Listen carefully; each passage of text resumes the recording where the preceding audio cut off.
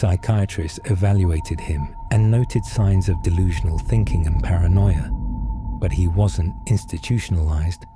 Instead, he served time, got out, and disappeared.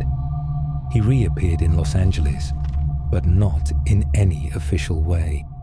He sank straight into the underbelly of the city, Skid Row, where anonymity was easy and no one asked questions.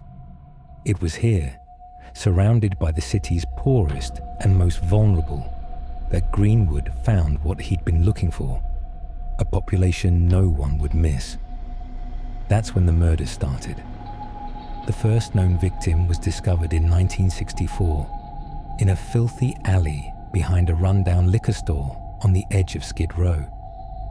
The man had no identification, no belongings, just a thin, ragged coat and a life worn thin by hardship. His throat was slashed from ear to ear, a deep, clean cut that revealed a terrifying level of precision. Nearby, a small tin cup lay on the grimy ground, filled with what appeared to be fresh human blood. There were no fingerprints to be found on the cup, no witnesses who came forward, no clues at all. The police were baffled. They assumed it was the act of a transient or someone with mental illness, just another violent death in a city that had seen too many. The case was quietly marked unsolved and shelved away in dusty files, forgotten by most. But the terror had only just begun. Less than a year later, another body was discovered, not far from the first. This victim was also a homeless man, his throat cut in the same gruesome way. His body, too, had been arranged with eerie care, as if part of some dark ritual. Nearby, another container filled with blood was found, this time a small, cracked ceramic cup. The scene was haunting, a repetition of the first murder, but no clearer in motive or suspect.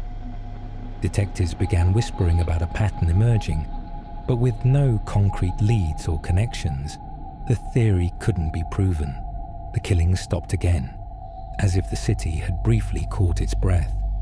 For nearly a decade after, no more bodies matching the pattern surfaced. The police assumed the killer had moved on, been arrested for other crimes, or worse. They had no idea that during those years, Greenwood himself had been locked behind bars for burglary. He served almost 9 years in prison, away from the streets he once prowled. The city seemed momentarily safe, but that peace was fragile. When Greenwood was released in the early 1970s, he didn't disappear or try to start fresh. Instead, he returned immediately to Los Angeles, to Skid Row, the place he knew best, and the place where his darkness had first taken hold. What followed was a terrifying resurgence of violence, one that ramped up in speed and brutality.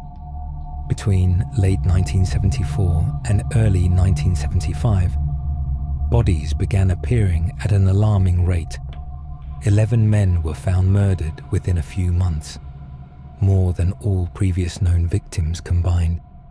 The killings bore the unmistakable hallmarks of the slasher's work, but there was something even more disturbing about this wave.